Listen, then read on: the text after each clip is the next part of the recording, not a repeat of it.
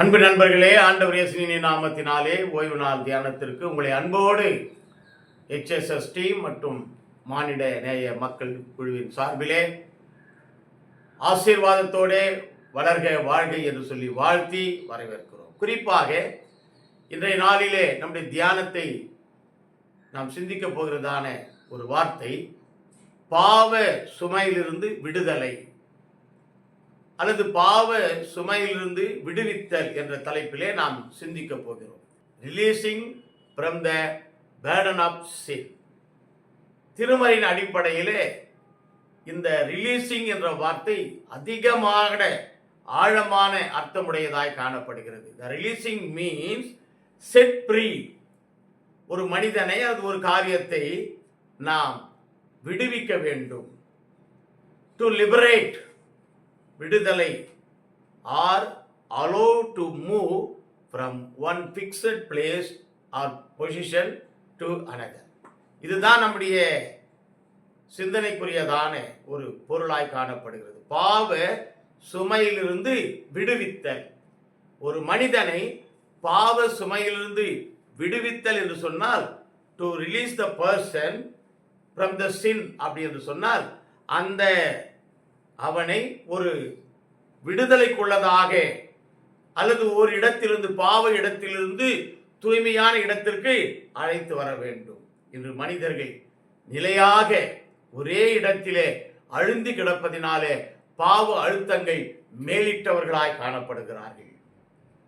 இந்த பாவத்திலிருந்து விடுதலை பெற வேண்டும். இதுதான் இறைவனுடைய ஆர்வம். வேதத்தின் அடிப்படையிலே ஆண்டவராகிய இயேசு கிறிஸ்து பாவ விமோச்சனம் தருவதற்கு ஆயத்தமாகி கரங்களை விரித்து காணப்படுகிறார். ஓ பாவி, மனம் திரும்பாயோ, வாருங்கள் என்று அழைக்கிறார்.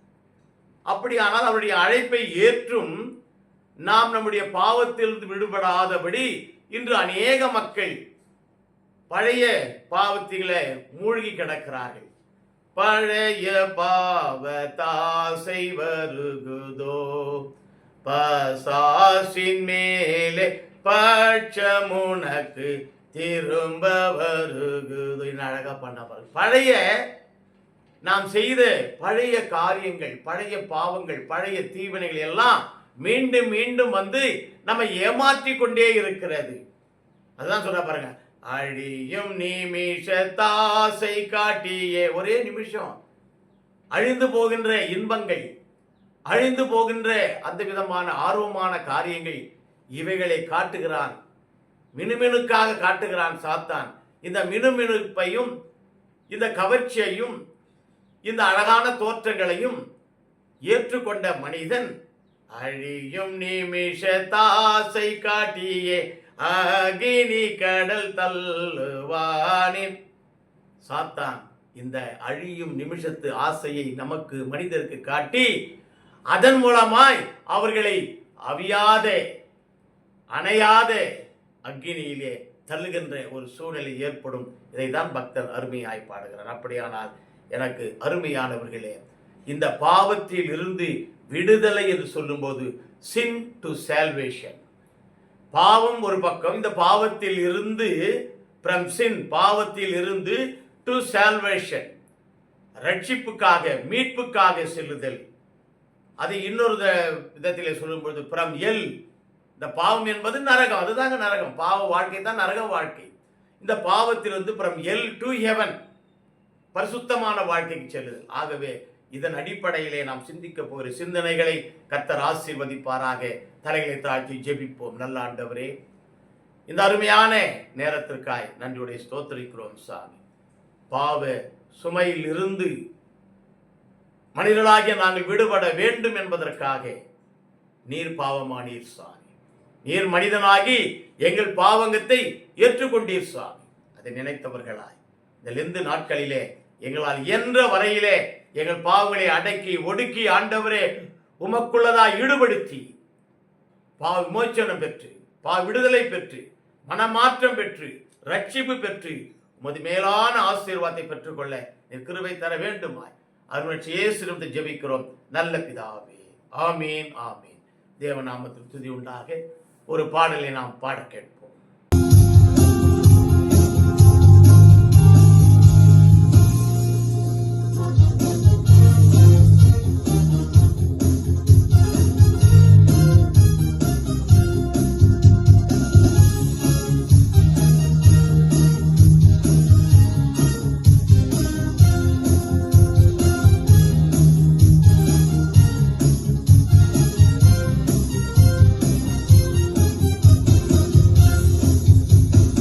ஏசு நல்லவர், ஏசு வல்லவர், என்றென்றும் மாறாதவர், அவர் என்றென்றும் மாறாதவர்.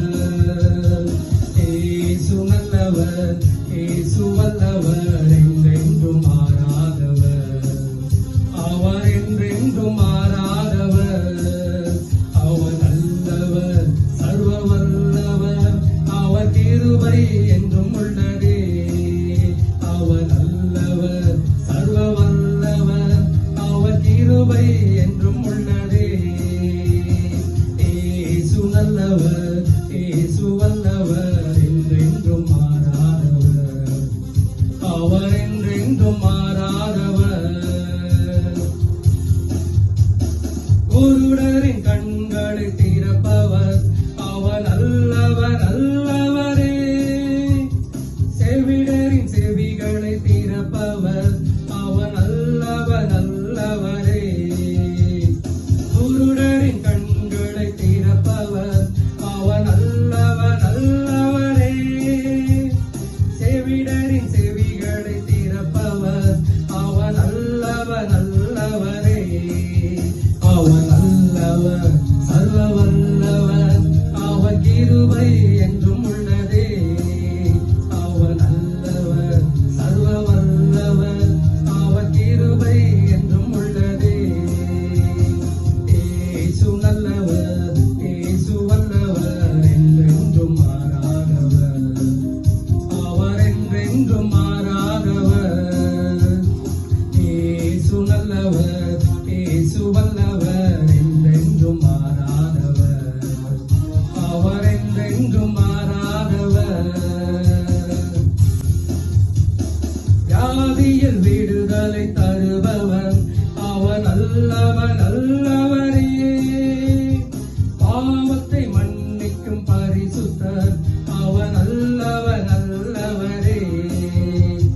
வியாதியில் விடுதலை தருபவர், அவர் நல்லவர், நல்லவரே. பாவத்தை மன்னிக்கும் பரிசுத்தர், அவர் நல்லவர், நல்லவரே. அவர் நல்லவர், சர்வ வல்லவர், அவர் கிருபை என்றும் உள்ளதே. அவர் நல்லவர், சர்வ வல்லவர், அவர் கிருபை என்றும் உள்ளதே. ஏசு நல்லவர், ஏசு வல்லவர், என்றென்றும் மாறாதவர், அவர் என்றென்றும் மாறாதவர். ஏசு நல்லவர், ஏசு வல்லவர், என்றென்றும் மாறாதவர், அவர் என்றென்றும் மாறாதவர். ஆமென். பாவ சுமையிலிருந்து விடுதலை அல்லது விடுவித்தல் என்று பார்க்கும் பொழுது முதலாவதாக எது பாவம்? பாவம் என்பது எது என்று தெரியாமல் இன்று அநேகர்கள் பாவத்திலே வீழ்ந்து திளைத்து கொண்டிருக்கிறார்கள். பாவம் என்பது எது? ரோமர் புஸ்தகத்திலே 14ஆம் அதிகாரம் 23ஆம் வசனத்திலே பாவத்தை குறித்து மிக அழகான ஒரு தெளிவான ஒரு காரியம் எடுத்து இயம்பப்படுகிறது. ஒருவன் சமு செய்யப்படுகிறவனாய் புசித்தால் அவன் விசுவாசம் இல்லாமல் புசிக்கிறபடியினால் ஆக்கினிக்குள்ளாக தீர்க்கப்படுகிறான். விசுவாசத்தினால் வராதது, விசுவாசத்தினால் ஏற்படாதது அனைத்தும் பாவமே. இதுதான் முதல் காரியம். ஒரு மனிதன் விசுவாசிக்கிறான், இயேசுதான் மெய்யான கடவுள் என்று சொல்லி, அது அவனுக்கு பாவ விமோச்சனம் அளிக்கும். அந்த மனிதனே இயேசுவை மறுதலிக்கிறான் என்று சொன்னால், இயேசு இல்லை என்று சொல்கிறான் என்று சொன்னால், அந்த விசுவாசமற்ற வாழ்க்கை தான் அவனுக்கு பாவமாய் கருதப்படுகிறது. அப்படியானால் விசுவாசத்தினால் வராதது எதுவோ அதுவே பாவம். அந்த பாவத்திற்கு முதலாவது எது பாவம் என்று சொல்லும் பொழுது முதலாவது விசுவாசம். அந்த ஆதியிலே ஆதாமும் ஏவாளும் விசுவாசிக்கவில்லை. என் ஆண்டவர் சொன்ன வார்த்தையை ஏற்றுக்கொள்ளத்தான் விசுவாசித்தல், அங்கீகரித்தல் தான் விசுவாசித்தல். ஆனால் வார்த்தையை விட்டு விடுறாங்க. இந்த பழத்தை புசிக்க வேண்டாம் என்று சொன்னதை 1000 தான் சாத்தான் 1000 பேர் தான் வந்து சொன்னாலும் என் இறைவன் சொன்னார் என்ற அந்த விசுவாச வாழ்க்கை அவர்கள் மேற்கொள்ளாததினாலே அங்கே தவறி போகிற ஒரு காட்சியை பார்க்கிறோம். ஆகவே எனக்கு அருமையானவர்களே, எது பாவம் என்பது என்று சொல்லும் பொழுது முதலாவதாக விசுவாசம் இல்லாமல் செய்யப்படுகின்ற எல்லா செயல்களும் பாவங்களே. 2வது 1 யோவான் புஸ்தகத்திலே 3ஆம் அதிகாரம் 4வது வசனத்திலே எது பாவம் என்று இன்னொன்று சொல்றாரு பாருங்க. பாவம் செய்கிற எவனும் நியாய பிரமாணத்தை மீறுகிறான். நியாய பிரமாணத்தை மீறுகிறான். ஆதியிலே நியாய பிரமாணம் கொடுக்கப்பட்டது. உன் தாயையும் உன் தகப்பனையும் கனம் பண்ணுவாயாக, ஓய்வு நாளை பரிசுத்தமாய் ஆசரிப்பாயாக, கொலை செய்யாதிருப்பாயாக, இச்சியாதிருப்பாயாக. இதுதாங்க நியாய பிரமாணம். இந்த நியாய பிரமாணத்தை மீறுகிறது என்று எத்தனை பேர் தாயை தந்தையை விரட்டி விடுகிற ஒரு சூழ்நிலையை பார்க்கிறோம். எத்தனை பேர் தனக்கு அன்பான பிள்ளைகளை விரட்டி விடுகிறதை பார்க்கிறோம். எத்தனை பேர் நியாய பிரமாணத்தை மீறி கொலைபாதக செயல்களை செய்கிறதை பார்க்கிறோம். அதுதான் சொல்றாரு பாருங்க, நியாய பிரமாணம். முதலாவது சொன்னாரு, விசுவாசம் இல்லாமல் வருகிற எல்லா காரியங்களும் பாவம் தான். எது பாவம் என்று தலைப்பில் நம்ம பார்க்கிறோம். 2வதாக சொல்றாரு, நியாய பிரமாணத்தை, கடவுள் கொடுத்த அந்த நியாய பிரமாணத்தை மீறுகிறது தான் பாவம். உன் தேவனாகிய கர்த்தரிடத்தில் உன் முழு இருதயத்தோடும் முழு ஆத்மாவோடும் அன்பு கூறுவாய். இதுதாங்க நியாய பிரமாணம். இதற்கு ஒப்பா இருக்கிற 2ஆம் கட்டளை என்னன்னா, உன்னை நேசிப்பது போல பிறனை நேசி.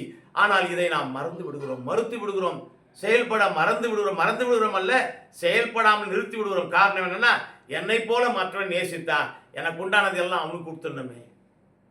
என் ஆண்டவர் அன்பினாலே இந்த உலகத்தை நம்முடைய விலையேற பெற்ற இடத்திலிருந்து பூமி நோக்கி வந்தார் என்று பார்க்கிறோம். அப்படியானால் பிரியமானவர்களே, முதலாவது விசுவாசம் இல்லாத ஒரு வாழ்க்கை பாவம். 2வது நியாய பிரமாணத்தை மீறுவது பாவம். அதே இன்னொன்று சொல்றாரு பாருங்க, 1 யோவான் புஸ்தகத்திலே 5ஆம் அதிகாரம் 17ஆம் வசனம் படிங்க. அநீதி எல்லாம் பாவம்தான். அநீதி, அதாவது நீதிக்கு ஆப்போசிட் அநீதி. நீதி அல்லாத அநீதியான எல்லா செயல்களும் பாவம் தான். ஐயா, நம்ம மனசாட்சிக்கே தெரியும். வீடு கிராமத்துங்களில் ஒரு நல்ல பழக்கம் உண்டு. சொல்லுவாங்க, நல்லா வயிறு நிறைய சாப்பிட்டு மல்லாந்தரிசி படுத்துக்குன்னு யோசித்து பாடுற.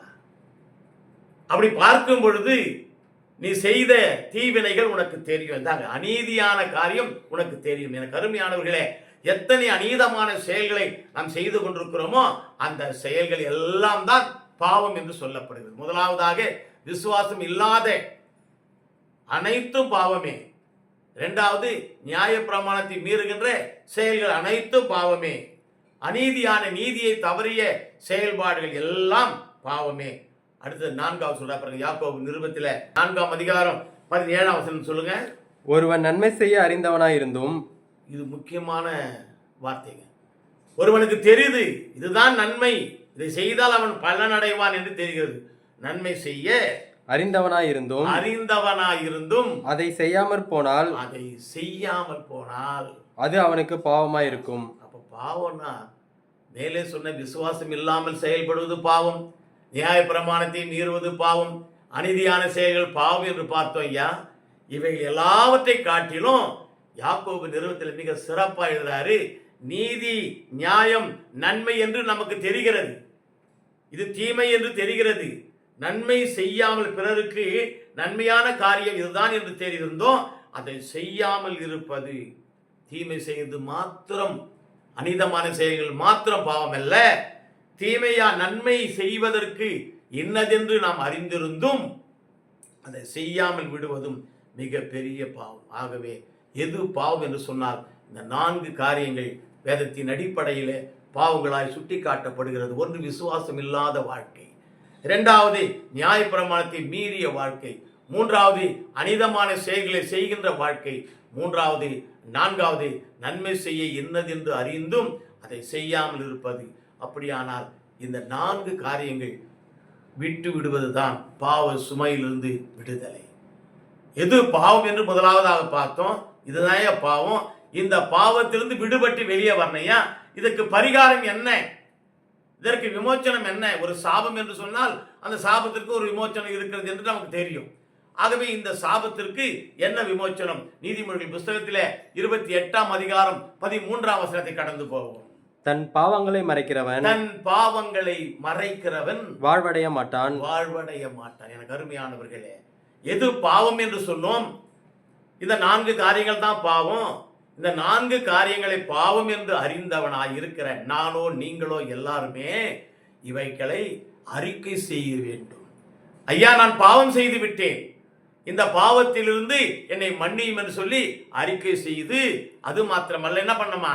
அவைகளை அறிக்கை செய்து விட்டு விடுகிறவனோ விட்டு விடணும். தொடர்ந்து பிடிச்சு வரதில்லை கையிலேயே. ஐயா, ஞாயிற்றுக்கிழமை தோறும் அறிக்கை செய்து ஒரு பெரிய அறிக்கை செய்யணும், பிரமாதமான அறிக்கை. விசுவாச பிரமாணத்தின் மூலமாய் எல்லாருமே வாயை திறந்து சொல்றோம். கூசாம போய் சொல்றேன் தேவ சமூகத்தில். செய்யத்தக்கவதை செய்யாமலும் செய்யத்தகாதவதை செய்து வந்தோம், எங்களுக்கு சுகமே இல்லை. ஆமா சாமி, இந்த வாரம் ஃபுல்லாக இப்படி சொல்லிட்டோம். திரும்ப அடுத்த வாரமும் அதே வார்த்தைகளை திருப்பி repeat the same words again and again all the weeks. எல்லா வாரமும் ஒரு வருடம் முழுவதும் இதைதான் சொல்லிக் கொண்டிருக்கிறோம். செய்யத்தக்கவளை செய்யாமல் செய்யத்தகாதலை செய்து வந்தோம், செய்யத்தக்கவளை செய்யாமல் செய்யத்தகாதலை செய்து வந்தோம். இதைத்தான் நீதிமொழிகள் சொல்றான். என்ன சொல்றான்? அறிக்கை செய்யறது ரைட் தாயா. ஞாயிற்றுக்கிழமையெல்லாம் அறிக்கை செய்யறது ரொம்ப ரைட்டு. ஆனால் அறிக்கை செய்கிற நீங்களும் நானும் அதை விட்டு விட வேண்டும். படிங்க மறுபடியும். அவைகளை அறிக்கை செய்து, அவைகளை நீங்கள் செய்கின்ற குற்றங்களை, மீறுதல்களை, பாவங்களை அறிக்கை செய்து விட்டு விடுகிறவனோ விட்டு விட வேண்டும். விட்டு விடுகிறவன் எவனோ அவன் இரக்கம் பெறுவான். அவனுக்கு மாத்திரமே தேவன் இரக்கமுள்ளவராய் இருக்கிறார். அல்லேலூயா. எனக்கு அருமையானவர்களே, நம்முடைய வாழ்க்கையிலே பாவங்கள் இன்னதென்று அறிந்தும் அதை விடாதபடி பற்றி கொண்டிருந்தால் நம்மை ஆண்டவர் அனிதமான செயல்களை அக்கினியிலே தள்ளக்கூடியவர காலம் வரும்.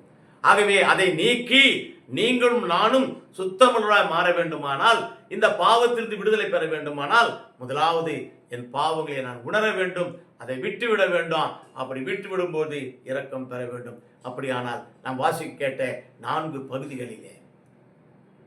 பகுதிகளிலே இந்த பாவத்தை குறித்து என்ன காரியங்கள் சொல்லப்படுகிறது சற்று நாம் சிந்திப்போம். முதலாவதாக, பாவத்தை உணர்தலே விடுதலை.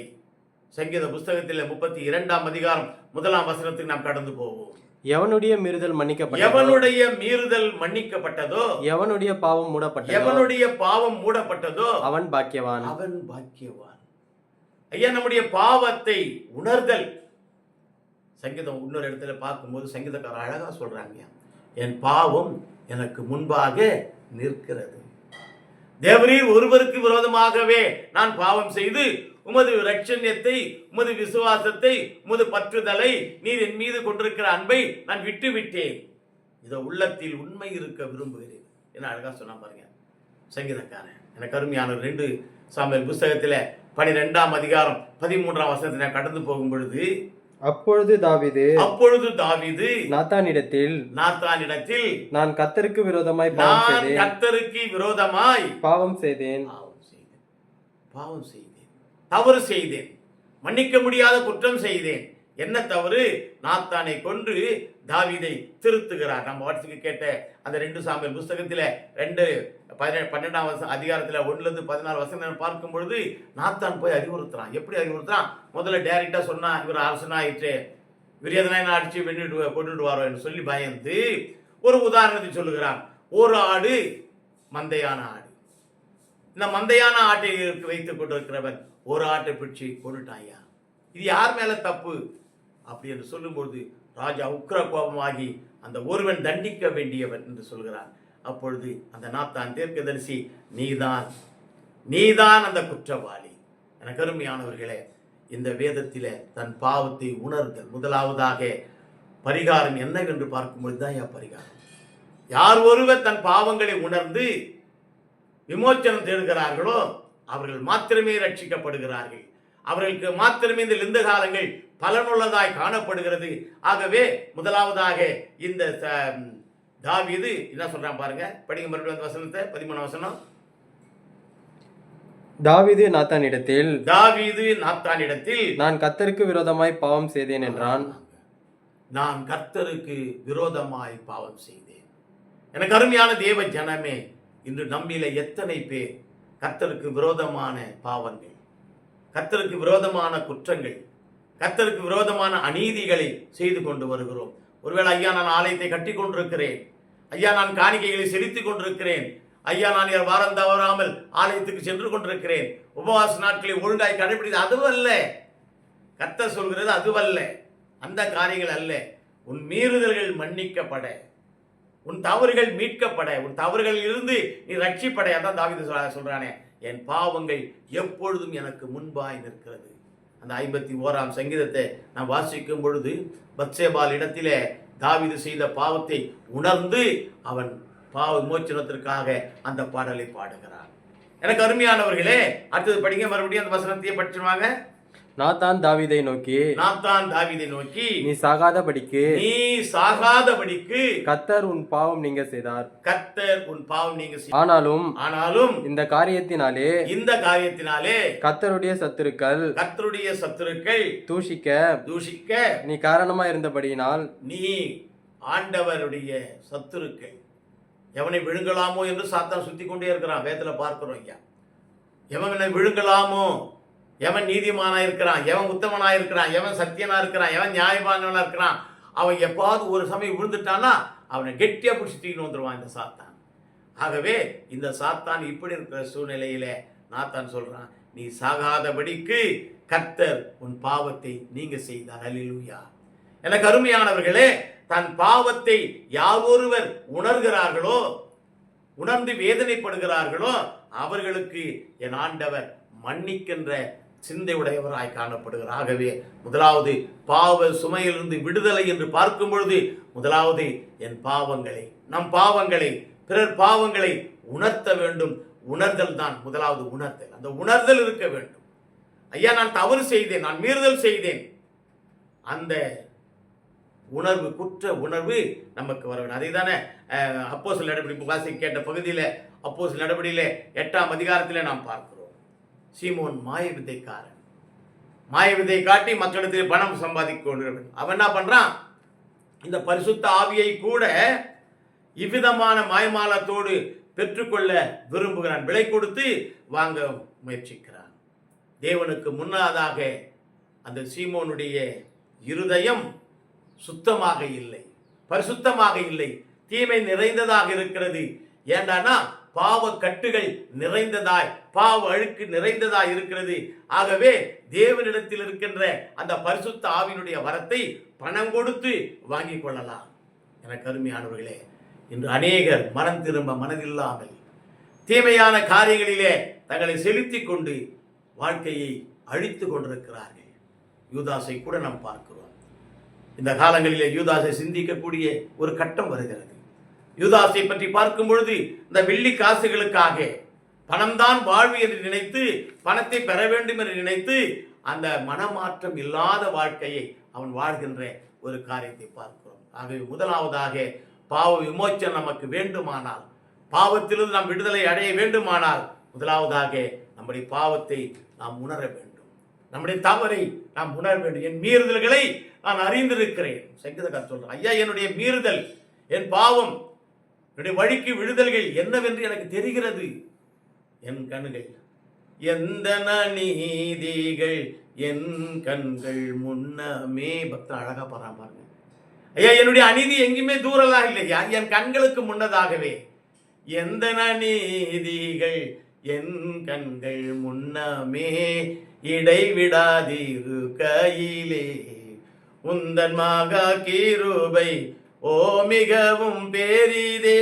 அழகா பண்ணா பாருங்க, எந்த அநீதிகள், என் சுயநலத்தால் நான் செய்த பாவ வாழ்க்கைகள், பாவ நிமிர்த்திகள் எல்லாம் எனக்கு முன்னதா இருக்கிறது சுவாமி, இவைகளை நீக்கும். ஆகவே குற்ற இந்த லெந்து காலங்களிலே முதலாவது பாவத்திலிருந்து விடுதலை என்று சொன்னால் இந்த மன உறுத்தல், உண்மையாகவே என் பாவங்களை தேவனிடத்தில் அறிக்கை செய்கிறேன் என்கிற உண்மையான மன உறுத்தல் நமக்கு காணப்பட வேண்டும். இரண்டாவதாக மனம் மாற்றம் அடைய வேண்டும். முதலாவதாக பாவத்தை உணர்தல், என் தவறுகளை நான் என் மீதிலே அறிவது மாத்திரமல்ல, அந்த தவறுகளை செய்யாதபடி மனம் மாற்றம் அடைய வேண்டும். இரண்டாவதாக லூக்கா சுவிசேஷத்திலே 19ஆம் அதிகாரம் 8ஆம் 9ஆம் வார்த்தைக்கு நாம் கடந்து போகும் பொழுது, சகேயு நின்று சகேயு நின்று கர்த்தரை நோக்கி, இது எல்லாருக்குமே தெரிஞ்ச ஒரு காரியம். தெரிஞ்ச காரியம். கர்த்தர் பயணமாய் போறாரு. எல்லாம் சொல்லுவாங்க, இவன் குள்ளனா இருந்தபடியினாலே அப்படி இப்படி எல்லாம் மரத்து மேலே ஏறினான் அப்படின்ட்டு வேதமும் சொல்லுது, நம்ம சொல்லி கொண்டிருக்கிறோம். ஆனால் என்னுடைய அபிப்பிராயம் என்ன, அவன் பாவ வாழ்க்கையால் குத்தப்பட்டவன், பாவத்தினால் நசுக்கப்பட்டவன். இனி இந்த பாவ வாழ்க்கை எனக்கு வேண்டாம் என்று, இதை விட்டுவிட வேண்டும் என்று, இதை விட்டுவிட செய்த ஒரு மகா பெரிய சக்தி இறைவனிடத்தில் தான், கர்த்தரிடத்தில் உண்டு என்று சொல்லி அவரை கூட்டத்தின் நடுவிலே நாம் பார்த்தால் நாமும் ஒரு பாவிகளாக எண்ணி ஆண்டவர் கடந்து போய் விடுவாரே என்று சொல்லி மரத்தின் மேல் ஏறி அண்ணாந்து பார்த்து கொண்டிருக்கிறான். ஐயா பார்த்து கொண்டிருக்கிறான். அப்போ ஆண்டவர் சொல்லாரு, இறங்கி வாடா சொல்லிட்டு அவனா கூட போறாருங்க. இதுதான் அந்த நிகழ்ச்சி. கூட போகும் பொழுது வீட்டுக்கே போல அந்த வழியிலேயே பாதையிலேயே ஒரு பெரிய மாற்றத்தை காண்கிறோம். முதலாவதாக குற்ற உணர்வை கொள்வதுதான் பாவத்திலிருந்து விடுதலையினுடைய முதல் ஸ்டெப், ஃபர்ஸ்ட் ஸ்டெப், முதல் படி. இரண்டாம் படி என்ன, என் மனதானது மாற வேண்டும். என்ன படிக்க மறுபடியும், ஆண்டவரே ஆண்டவரே என் ஆஸ்திகளில் பாதியை. இவரை கூட்டிட்டு போறாயா, போகும்போதே அவனை குத்துது அவன் இதயம், அவனை வேகா வைக்குது அவன் இதயம், நசுக்குது. நீ பாவம் செய்துட்டியே, பரிசுத்தவான் உன்னிடத்துல வராரே. இதாங்க எந்த நாளிலே நாம் சிந்திக்க வேண்டிய சிந்தனை இதுதான்.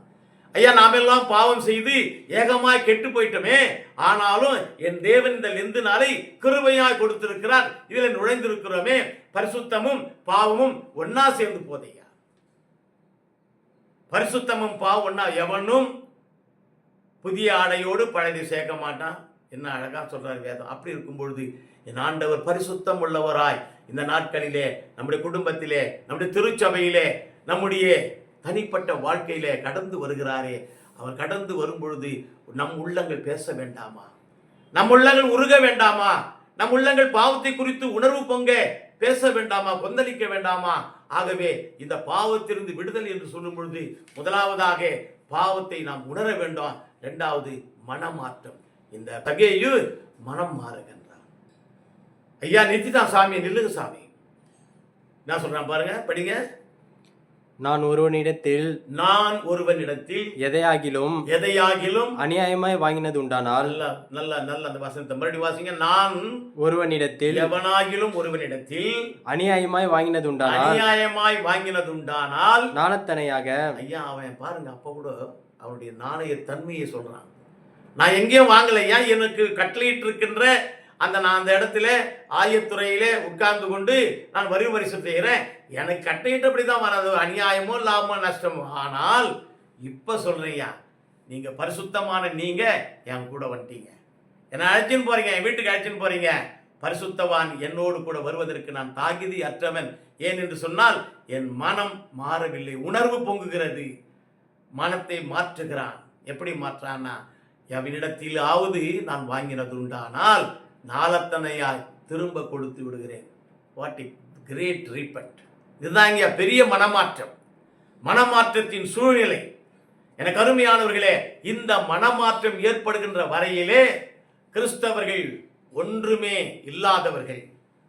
இந்த மனமாற்றத்தை அடைகின்றவர்கள் யார்களோ, வெதர் நான் கிறிஸ்டியனா இருந்தால் கூட அவர்கள்தான் உண்மையாகவே தூய ஆவியானவரோடு பயணிக்கின்றவர்கள். உடைய பயணம் இயேசுவோடு தொடர வேண்டும் என்று சொன்னால் குற்ற உணர்வு இருந்தால் மாத்திரம் போதாது. அந்த குற்ற உணர்வின் அடுத்த இரண்டாவது படி என்ன என்று சொன்னால் மனம் மாற்றம். நான் மனமாற்றம் அடைய வேண்டும். இந்த சகேயு மனமாற்றம் அடைகிறான். என்ன சொல்றான் படிங்க. 9வது வசனம். இயேசு அவனை நோக்கி இன்றைக்கு மனமாற்றம் அடைந்தால் உடனே எம்பெருமான் இயேசு அவனுக்கு என்ன சொல்றாருன்னா, இன்னைக்கு என்னத இந்த வீட்டுக்கு ரட்சிப்பு வந்தது. பேசினே போயிட்டாங்க வீட்டுக்கு. சொல்றாரு, இந்த வீட்டுக்கு இன்னைக்கு தாங்க ரட்சிப்பு. அப்ப நேற்று போன வருஷம் இல்லை. அப்போ ரட்சிப்பு உன்னை தேடி வருகிறது. ரட்சிப்பு உன்னை தேடி வருகிறது. எனக்கு அருமையானவர்களே, உன் மனமாற்றத்தின் நிமித்தமே அந்த ரட்சிப்பு உனக்கு கொடுக்கப்படும். யார் யார் தேவனை விசுவாசித்து தேவனை ஏற்றுக்கொண்டு தாங்கள் செய்த குற்றங்களை உணர்ந்து அதை முதல் படியாக, இரண்டாவது படியாக அதை விட்டு விடுகிறோம் என்று சொல்லி மீண்டும் அதை தொடராதபடி செய்கிறார்களோ அவர்களுக்கு மாத்திரமே அதுதான் என் மனமாற்றம், அதுதான் உண்மையான மனமாற்றம். அப்பதான் ஆண்டவர் சொல்றாரு, இந்த வீட்டிற்கு என்ன வந்ததுங்களா?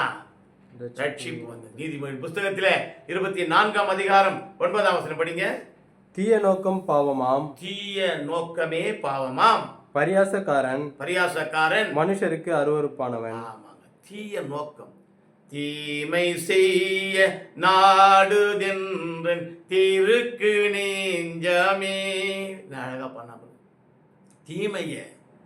தீமையை விரைவாய் செய்வதற்கு, தீமையை நேர்த்தியாய் செய்வதற்கு, தீமையை யாரும் பார்க்க வண்ணாமாய் செய்வதற்கு. யாரும் பார்க்க கூடாது நான் செய்யற தவற. என்ன அருமையான தவறுகள், என்ன அருமையான பாவங்கள் எனக்கு அருமையானவர்களே. இந்த காலங்களிலே இவைகளையெல்லாம் விட்டு விட்டு மனமாற்றம் அடைவோம், மனமாற்றம் அடைவோம். அந்த மனமாற்றம் தான் தேவனுக்கு உகந்த பாவத்திலிருந்து விடுதல்விக்க முதல் 2ஆம் படியாய் காணப்படுகிறது. முதலாவதாக பாவ உணர்வை பெற்றுக்கொள்ள வேண்டாம். இரண்டாவது நம்முடைய தவறை முதலாவதாக உணர்ந்து கொள்ள வேண்டாம். இரண்டாவது மனமாற்றம் அடைய வேண்டும்.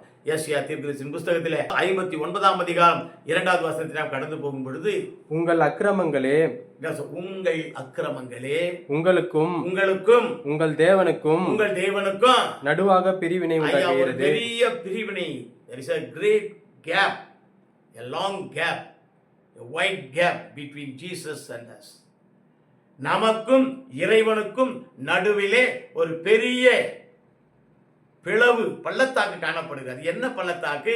ஆண்டு சொல்றாரு, உங்கள் பாவங்களே, உங்கள் அக்கிரமங்களே, உங்கள் அக்கிரம சிந்தைகளே, நீங்கள் இதுதாரும் கொண்டிருந்த மனதிலே வைத்து வந்திருக்கிற அந்த சிந்தையோடு நுழைஞ்சீங்கன்னா இந்த கேப்போடு தான் இந்த லிருந்தால முடிக்கணும். ஐயா, இந்த கேப் அடையணும். இந்த கேப்பை முற்றிலுமாய் அடைந்து நாமும் இயேசுவும் ஒன்றாக இணைய வேண்டும். அப்படியானால் இந்த குற்ற மன மாற்றம் நமக்கு வேண்டும், அவசியம், வேண்டும், அவசியம். என கருமையானவர்களே, இந்த பிரிவினை தான் படிக்க மறுபடியும் அந்த வார்த்தையை, உங்கள் அக்கிரமங்களே உங்களுக்கும் உங்கள் தேவனுக்கும் நடுவாக பிரிவினை உண்டாக்குகிறது. பிரிவினையை உண்டாக்குகிறது. யாரா உங்களை பிரச்சனை? யாரும் வெளியிருந்து ஒருத்தர் வரல. எல்லாம் சொல்லுவாங்க சாத்தான் தாயன்னு. அவங்க சொன்னாங்க பாருங்க, ஏவாள் என்னை வஞ்சித்தால், பிசாசு என்னை வஞ்சித்தது. நம்மை நாமே வஞ்சித்துக் கொள்கிறோம். ஏனென்று சொன்னால் மனமாற்றம் என்பது எங்கிருந்து வருவதல்ல, என் இதயத்திலிருந்து வருவது. நான் தான் மனமாற்றம் அடைய வேண்டும், நான் தான் புதியதாக பிறக்க வேண்டும், நான் தான் ஆண்டவரை ஏற்றுக்கொள்ள வேண்டும். அப்படியானால் இந்த அக்கிரமமான காரியங்களை, அநியாயமான காரியங்களை, அனிதமான செயல்பாடுகளை, பாவமான காரியங்களை நான் செய்து வருகின்ற வரையிலே எனக்குள்ளே விடுதலை இல்லை. குற்ற உணர்வு அப்படியே இருக்கிறது ஐயா. முதலாவதாக குற்ற உணர்வு எனக்கு குத்தி கொண்டே இருக்கணும். நீ தப்பு செய்யிட்ட. இந்த குற்ற உணர்விலிருந்து மனமாற்றத்தின் மூலமாக தான் 2வது படி விடுதலை ஆக வேண்டும். எனக்கு அருமையானவர்களே, ஒரு அருமையான சகோதரன் ஒரு போதர் இடத்திலே வந்தான். ஐயா, நான் பாவம் செய்து விட்டேன், என் பாவம் எப்பொழுதுமே எனக்கு முன்பாகவே நிற்கிறது, நான் என்ன செய்வது என்று கேட்டான். அப்போ அந்த பாதிரியார் சொன்னாரு, நீ மனமாற்றம் அடைந்து இயேசுவை ஐயா, இயேசுவை ஏற்றுக்கொண்டிருக்கிறேன். என் வீடு புள்ளா, நானும் என் வீட்டாருமோ என்றாலும் சொன்ன மாதிரி என் வீட்டில் எல்லாருமே கிறிஸ்தவம் தான் ஐயா. ஆனாலும் தினமும் நான் முழங்கால் படியிடும் பொழுதெல்லாம் என் குற்றங்கள் எனக்கு முன்னதாக வந்து கொண்டே இருக்கிறது, நான் என்ன செய்ய வேண்டும் என்று கேட்டான். அப்போ அவர் சொன்னார், ஒரு பிரகாசமான ஒரு அறையை கூட்டு போனார். நில்லுப்பா, பிரகாசமான அறைக்கு முன்னதாக ஒரு லைட்டை போட்டார். லைட்டை போட்ட உடனே இவன் என்ன சொன்னார்னா, நீ லைட்டுக்கு பார்க்காதே, திரும்பி நில் என்று சொன்னார். திரும்பி நிற்தான்.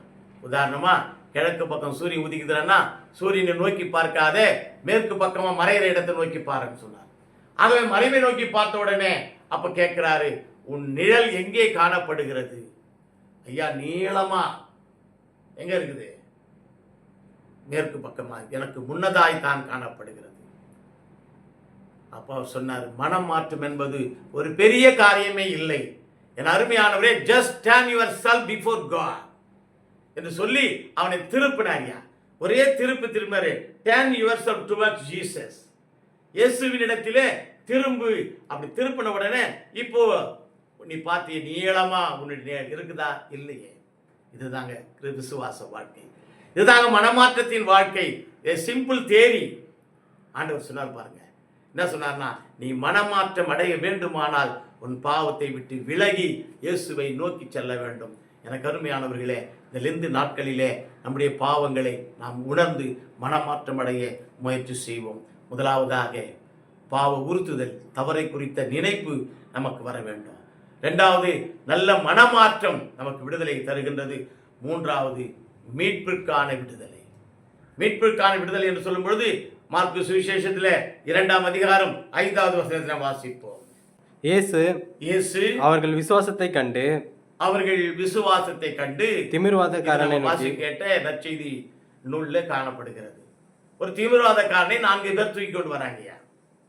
நல்லா யோசிங்க. அந்த காலத்துல எல்லாம் எங்கேயோ ஒரு கிராமம், ஒரு 10 வீடு, 15 வீடு, 20 வீடு இருக்கும். ஏசுசாமி வீட்டின் உள்ளே இருக்கிறார். ஜனங்களெல்லாம் சூழ இருக்கிறார்கள். உள்ளவே போக முடியல. இவனை கட்டில வச்சு தூக்கின்னு வராங்க. இவனை தூக்கின்னு போறது கஷ்டம். உடனே ஒரு ஐடியா வருது, திரிடா.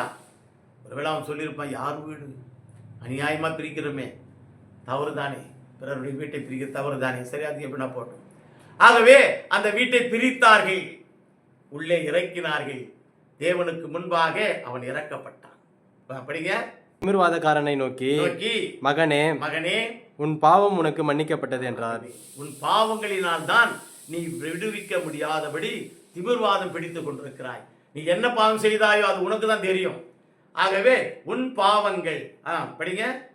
அங்கே உட்கார்ந்து இருந்த வேதபாரகரில் சிலர், ஆமாங்க, சொல்றாரு, உன் பாவங்கள், இந்த பாவத்திலிருந்து உன்னை நான் மன்னிக்கிறேன் என்று சொல்லி, உன் பாவங்களிலிருந்து விடுதலை பெற வேண்டும் என்று சொல்லி, முதலாவது அது படிங்க. முதல்ல 5ஆம் வசனம் படிங்க. மகனே உன் பாவம் உனக்கு மன்னிக்கப்பட்டது என்றார். உன் பாவங்கள் உனக்கு மன்னிக்கப்பட்டது.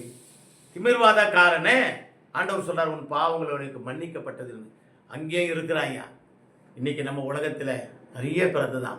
யாருக்குன்னா ஒரு நன்மை கிடைச்சதுன்னா அந்த நன்மை எப்படி கிடைச்சது, தப்பா கிடைச்சதா, ரைட்டா கிடைச்சதா, ஆராய்ச்சி பண்ணி அந்த நன்மையை கெடுக்கிறதுக்கு யாராவது முயற்சி செய்வாங்க. அதை போல வேதபாரகரும் பரிசேயரும் ஆண்டவரோடு கூடவே எப்பொழுதுமே சுற்றி கொண்டிருந்தார்கள்.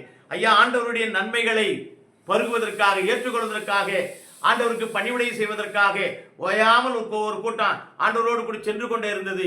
இன்னொரு கூட்டமும் கூட வந்து கொள்றது. அதுதான் ஆண்டவரை காட்டி கொடுக்கிற கூட்டம், ஆண்டவரை குற்றம் கண்டுபிடிக்கிற கூட்டம், ஆண்டவர் என்ன எந்த காரியத்துல தவறு செய்கிறார் என்பதை அறிவதற்காக அவர் கூட. ஆகவே 2 கூட்டமா, நன்மை பெறுவதற்கும் கூட்டம், தீமையை பெறுவதற்கும் கூட்டம், தீமையை சுட்டி காட்டுவதற்கு கூட்டம். இங்கே பார்த்த உடனே சொல்றான், என்ன சொல்றான்னு சொன்னா, பாவங்களை மன்னிப்பதற்கு இவர் யார், இவர் யார் என்று கேட்கிறார். வேதத்தின் அடிப்படை பழைய ஏற்பாடு காலத்தில் இருந்து பாவங்களை மன்னிக்க அதிகாரமுடையவர் ஒரே ஒருவர் தான், அவர்தான் தேவன் பிதா. அப்படியானால் இவர் பாவங்களை மன்னிக்கிறாரே, இது எப்படி கேட்கிறாயா? ஆகவே கடவுள் மட்டுமே என்கிற நிலைமை மாறி பாவங்களை மன்னிக்க அதிகாரம் உடையவர் ஆண்டவராகிய இயேசு கிறிஸ்து. அவர்தான் கடவுளின் குழந்தை. அவர் மாத்திரமல்ல, யார் ஒருவர் ஆண்டவரை உண்மையாய் பற்றி கொண்டு ஏற்றுக்கொண்டு இருக்கிறார்களோ அவர்கள் எல்லோருமே மீட்பிற்கான விடுதலையை தருகின்ற மக்கள் தான். அதுதான் சொல்றாரு பாருங்க, லேவியர் புஸ்தகத்துல 24ஆம் அதிகாரம் 16ஆம் வசனம் படிங்க. கர்த்தருடைய நாமத்தை நிந்திக்கிறவன் கொலை செய்யப்பட வேண்டும். சபையார் எல்லோரும் அவனை கல்லெறிய வேண்டும். பரதேசியானாலும் சுதேசியானாலும் யாரானாலும் கர்த்தர் நாமத்தை தூஷிக்கிறவன் கொலை செய்யப்பட வேண்டும். ஆகவே இது தேவ தூஷணம். உன் பாவங்கள் உனக்கு மன்னிக்கப்பட்டது என்பது தேவ தூஷணம். ஆகவே இயேசு பெருமான் கல்லெறிந்து கொல்லப்பட வேண்டும். அதையும் கொண்டு வராங்க. அப்படியானால் மத்திய சுவிசேஷத்திலே 6ஆம் அதிகாரம் 12வது வசனத்திலே ஒன்னு அழகா சொல்றாரு பாருங்க, சாமி, எங்கள் கடனாளிகளுக்கு நாங்கள் மன்னிக்கிறது போல. மன்னிப்பு எங்கிருந்து வந்தது? நமக்கெல்லாம் கொடுக்கிறார் யார்? உரிமைகள். அதாங்க, மீட்படைய செய்வதுதான் விடுதலை. முதலாவது குற்றத்தை உணர்தல் விடுதலை, 2வது மனமாற்ற விடுதலை, 3வது மீட்படைய செய்தல் விடுதலை. இங்க பாருங்க என்ன சொல்ல, படிங்க மறுபடியும். 6ஆம் மத்தேயு 6:12 எங்கள் கடனாளிகளுக்கு நாங்கள் மன்னிக்கிறது போல எங்கள் கடன்களை எங்களுக்கு மன்னியும். அப்ப அந்த மன்னிப்பு இதுவும் தவறு தானே, இதுவும் மீறல் தானே. கடன் வாங்கிட்டு கொடுக்காம போதும் ஒரு பெரிய பாவம் தானே, தீமையான செயல் தானே. அந்த செயலிலிருந்து மன்னிக்கிறது நீங்கள் நான். அப்படியானால் எங்களை மன்னியும். அப்பதான் அந்த உரிமை கொடுக்கிறார் சாமி. முதல்ல நீ மன்னித்தால்தான் பிறகு உன் பாவங்கள் உனக்கு மன்னிக்கப்படும். ஆகவே முதலாவது யூ டூ யுவர் செல்ஃப். நீ எதை நினைக்கிறாயோ, எந்த மன்னிப்பு பெற்றுக்கொள்ள வேண்டும் என்று நினைக்கிறாயோ, எந்த மீட்பு உன் வாழ்க்கையில் அடைய நினைக்கிறாயோ, அந்த மீட்பிற்கு தகுதி உள்ளவனாக உன்னை மாற்றி குற்ற உணர்வை பெற்றுக்கொள், மன மாற்றத்தை அணிந்து கொள், மீட்புக்கான காரியத்தை செயல்படுத்து என்று சொல்லுகிறார். அப்படியானால் என் கருமையானவர்களே, இங்கே சொல்றமே, எங்கள் கடனாளிகளுக்கு நாங்கள் மன்னிக்கிறது போல. அப்படியானால் முதலாவது நாம் செய்ய வேண்டும், முதலாவது நாம் செய்து நடந்து காட்ட வேண்டும். அதன் பிறகுதான் அதே லூக்கா சுவிசேஷத்திலே 17ஆம் அதிகாரம் 4வது வசனத்தை கடந்து போவோம். அவன் ஒரு நாளில் 7 தரம் உனக்கு விரோதமாய் குற்றம் செய்து 7 தரம் உன் சகோதரனை எத்தனை முறை மன்னிக்க வேண்டுமோ என்று கேட்கிறாங்க. அங்க சாமி என்ன பதில் சொல்றாங்க படிங்க. 7 தரமும் உன்னிடத்தில் வந்து 7 தரமும் உன்னிடத்தில் வந்து நான் மனஸ்தாபப்படுகிறேன் என்று சொன்னால், நான் மனஸ்தாபப்படுகிறேன், என் தவறுக்காக, என் மீறுதலுக்காக, நான் செய்த தப்புக்காக என்னை மன்னியும் என்று மன்னிப்பு கேட்டால் அவனுக்கு மன்னிப்பாயாக என்றார். அவனுக்கு மன்னிப்பாயா. அப்படியானால் மன்னிக்கின்ற அதிகாரத்தை என் தேவன் நமக்கும் கொடுத்திருக்கிறார். அல்லேலூயா. இறைவன் மாத்திரமே அந்த மன்னிக்கின்ற அதிகாரத்தை வைத்துக் கொள்ளவில்லை. பிறரை மன்னிக்க வேண்டும், என் பிறனை மன்னிக்க வேண்டும், எனக்கு தீமை செய்கிறவனை மன்னிக்க வேண்டும், எனக்கு விரோதமாய் செயலாற்றினை மன்னிக்க வேண்டும். ஆகவே இந்த மன்னிப்பு பரவலாக்கப்படுகிறது. மன்னிப்பின் உறுத்துதல் முதலாவதாக இருக்க வேண்டும். மனம் மாற்றதில் விடுதலைக்கான முயற்சி காணப்பட வேண்டும். மூன்றாவது, இந்த மீட்புக்கான விடுதலையிலே என் பாவங்களை நான் உணர வேண்டும். அப்படியானால் இன்று அநேக மக்களாகிய நாம், அநேக மக்கள், the majority of the people, 1 யோவான் புஸ்தகத்தில் 8ஆம் அதிகாரம் 8-9 வசனங்களை கடந்து போகும் பொழுது, நமக்கு பாவம் இல்லை என்போமானால் தங்களை தாங்களே மாய்த்துக் கொள்கிறார்கள், மறைத்துக் கொள்கிறார்கள். நமக்கு பாவம் இல்லை என்று சொல்லுகின்றவர்கள் வஞ்சிக்கிறவர்களாயிருக்கிறார்கள் என்று வேதம் சொல்கிறது. 1 யோவான் புஸ்தகத்தில் 8ஆம் அதிகாரம் 8வது 9வது வசனங்களை பார்க்கும்போது, நமக்கு பாவமில்லை என்போமானால் நம்மை நாமே வஞ்சிக்கலாவோம், நமக்குள் உண்மை இல்லை. அதற்கு பதிலாக என்ன பண்ணமா, நம்முடைய பாவங்களை அறிக்கை செய்தால் பாவங்களை நீக்கி எவ்வித அநீதமான செயல்களுக்கும் நம்மை நீங்களாக்க தேவன் வல்லவராயிருக்கிறார். ஆகவே எனக்கு அருமையானவர்களே, இந்த மீட்பு எப்பொழுது வரும் என்று சொன்னால், நாம் பாவி என்பதை உணர வேண்டும். நான் பாவி இல்லை என்பதை உணரக்கூடாது, நான் பாவம் செய்தேன் என்பதை உணர வேண்டாம். அதை தானே சொல்றார்.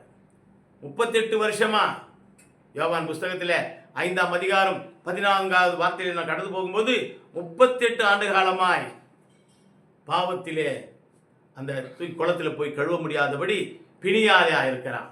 அப்ப ஆண்டவர் சொல்றாரு, உன் படுக்கையை எடுத்துக்கொண்டு நட. அவன் நடந்தானே. ஆகவே இந்த லெந்து நாட்களிலே இந்த பாவ உணர்வுகள் நமக்கு வேண்டும். பாவத்திலிருந்து விடுதலை பெற வேண்டும் என்று சொல்லிக் கொண்டிருந்தால் மாத்திரம் போதாது. பாவத்திலிருந்து விடுதலை பெற வேண்டுமானால் முதலாவதாக என்னுடைய தவறுகளை, என்னுடைய மீறுதல்களை, என் அக்கிரமங்களை, என் அநியாயமான செயல்பாடுகளை, இதனால் வரையில நான் செய்து வந்த தீய செயல்பாடுகளை உணர வேண்டும். இரண்டாவது, உணர்தலோடு விட்டுவிடாதபடி I want to change myself. என்னை நானே மாற்றி புதுப்பித்துக் கொள்ள வேண்டும். மனமாற்றம் அடைய வேண்டும். மனமாற்றம் அடைந்த கிறிஸ்தவனாக இந்த ஈஸ்டரை நான் கொண்டாட வேண்டும். மூன்றாவது, இவ்விதமாக செயல்பட்டால் மாத்திரமே ரட்சிப்பு என்பது நம் வசம் வருகிறது என்பதை நாம் அறிந்து கொள்ள வேண்டும். கர்த்தர் வசனங்களை ஆசீர்வதிப்பாராக. ஆமீன், ஆமீன். பாவ சஞ்சலத்தை நீக்க பிராண நண்பர் தானுண்டே, பாவ பாரம் தீர்ந்து போக மீட்ப பாதம் தஞ்சமே, சால துக்கம் துன்பத்தாலே நெஞ்சம் நொந்து சோருங்கால், துன்பம் இன்பமாக மாறும் ஊக்கமான ஜெபத்தால். தலைகளை தாழ்த்தி ஜெபிப்போம். நல்ல ஆண்டவரே, இந்த அருமையான நேரத்திற்காக நன்றியுடைய ஸ்தோத்திரிக்கிறோம் சாமி. நாங்கள் கேட்ட சத்தியத்தை சத்தியமாய் பின்பற்றி எங்கள் வாழ்க்கையிலே விடுதலையை பெற்றுக்கொள்ள கிருபைதார். விசேஷமாய் தனிப்பட்ட முறையிலே திருச்சபையாக, குடும்பமாக, சமுதாயமாக உம்மிடத்திலே மண்டியிடுகிறோம் சாமி. எங்கள் பாவ சுமையிலிருந்து நாங்கள் விடுவிக்கப்பட வேண்டும் என்பதற்காகவே மீண்டும் ஒரு லெந்து நாட்களை எங்கள் வாழ்க்கையிலே கட்டளையிட்டுகிறேன். எங்களை நாங்கள் உணர வேண்டும், எங்கள் தவறுகளை நாங்கள் உணர்த்த வேண்டும். தாவீது ராஜாவை போல என் பாவங்கள் என் கண்களுக்கு முன்னதாக நிற்கிறது என்று சொன்னானே, அதை போலவே ஆண்டவரே என்னுடைய தவறுகளை நாங்கள் முதலாவதாக உணர வேண்டும் சாமி. உணர்வதோடு மாத்திரமல்லாதபடி என்னுடைய வாழ்க்கையிலே மனமாற்றம் ஏற்பட வேண்டும். எங்கள் தவறுகளை தொடர்ந்து செய்யாதபடி அந்த பாவங்களை விட்டுவிட்டவர்களாய் இந்த பரிசுத்த வாழ்க்கையிலே நாங்கள் ஈடுபட வேண்டும். மூன்றாவதாக எங்களுடைய வாழ்க்கையிலே ரட்சிப்பின் கேடயத்தை பெற்றுக்கொள்ள வேண்டும். இதுவே ஆண்டவரே நீர் கொடுக்கின்ற தருணமாக இருக்கின்றபடியினாலே உமை நன்றியோட ஸ்தோத்திரிக்கிறோம். இழந்த காலங்களை ஆசீர்வதியும் ஆண்டவர். இந்த இழந்த காலங்களை பிரவேசித்திருக்கின்ற அத்தனை நண்பர்களையும் அத்தனை குடும்பங்களையும் அத்தனை திருச்சபை பிள்ளைகளையும் முது கரத்தில் அர்ப்பணம் ஜெபிக்கிறோம். என் தேவ ஆவியானவர் பாவ சுமையிலிருந்து பாவ விடுதலைக்காக ஒவ்வொரு பிள்ளைகளையும் ஆற்றி தேற்றி பராமரித்து பாதுகாத்து வழிநடத்த விடுமா ஜெபிக்கிறோம். தொடர்ந்து காத்துக்கொள்ளும், பலப்படுத்தும். மீட்பர் இயேசு நாமத்தில் ஜெபிக்கிறோம் நல்ல பிதாவே, ஆமீன் ஆமீன். தேவனுடைய இரக்கமுள்ள கிருபைக்கும் பராமரிப்புக்கும் நம் யாவரையும் அப்படி ஜெபிக்கிறோம். பிதா, குமாரன், தூய ஆவியானவர் தாமே நம்மோடு நிலைத்திருந்து நம்முடைய பாவத்திலிருந்து விடுதலையும் ரட்சிப்பையும் பாவ விமோச்சனத்தை கொடுத்து காப்பாராக. ஆமீன் ஆமீன். God bless you. Thank you.